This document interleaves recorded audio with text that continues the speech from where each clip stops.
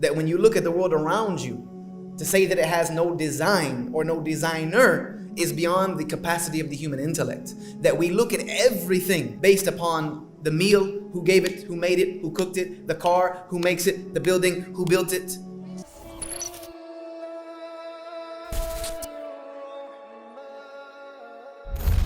I said in the beginning that I wouldn't be able to get into the whole philosophy of proving there's a creator and things of that nature because I had 45 minutes. And if I went down that tangent, it would take me double that at minimum. But I did allude to the fact that when you look at the world around you, to say that it has no design or no designer is beyond the capacity of the human intellect. That we look at everything based upon the meal, who gave it, who made it, who cooked it, the car, who makes it, the building, who built it.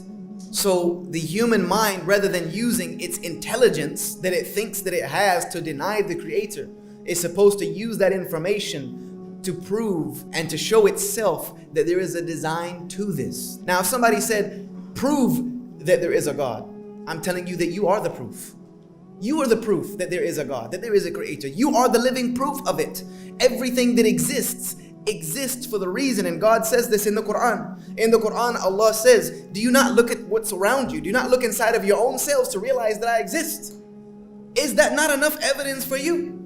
I've sent you prophets and messengers blazing with miracles. You have a Quran with you that is immaculate. You have the world around you. You have your body and how it's designed. You have all of these things that if your intellect were allowed to just go its own path and let it be used as God wanted to be used, your intellect would confer with that evidence I have given you. The problem is when the human being gets enough intelligence that they think themselves superior to everything else. This is the problem. When we allow our intelligence to make us greater than our own design, and we start trying to manipulate the world and the ideas of how it became through our own understanding of it. And that's just not the way it's supposed to be. You'll never understand this world. You'll never understand its intricacy. You'll never understand the complete anatomy of how the human body works. We just not. Our human brains are not going to allow us within our 90 to 100 years. Maybe the next people will add to it and other people will add to it, but we'll never fully comprehend it.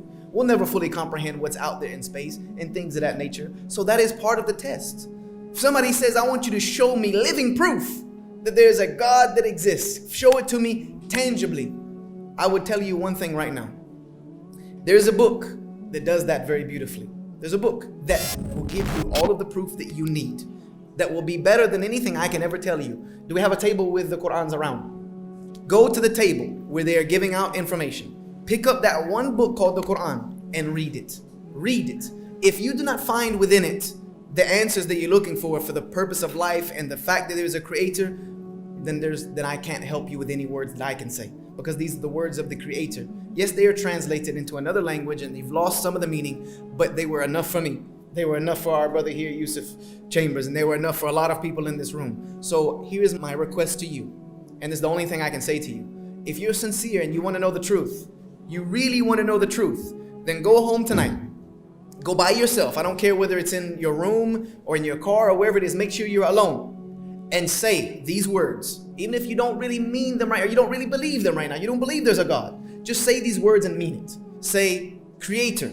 If there is a creator out there that created me, guide me to the truth. That's all you have to say.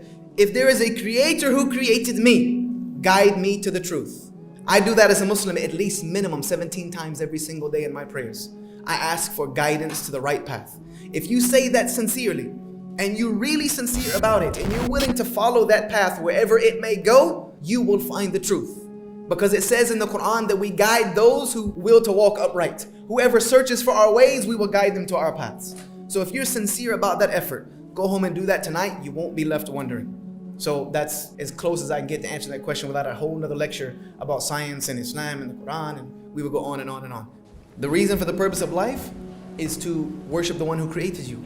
That's it. That is the purpose of life. To worship the one who created you. Do what he wants you to do. Live your life the way he wants you to live it. That's it. In Islam, it's very simple. You see, we were given something called a free will, right? Everyone in here has a free will, right? You can do what you want, correct? You can go out today and do whatever you wish. That's it. Do what you want. Free will. Islam teaches us that free will is also a test. And what Islam is about is submitting that free will, giving that will back Saying, look, I don't want this free will thing, man, because if I try to figure it out on my own, I'm going to screw it up. God, here's that will back. Now I want to do your will. So you make your will the will of God, what he wants you to do in your life. That's all it's about. Because if we try to figure out on our own, we're going to screw up. We've done it too many times. We have to have guidance. And that guidance comes through the one who created us.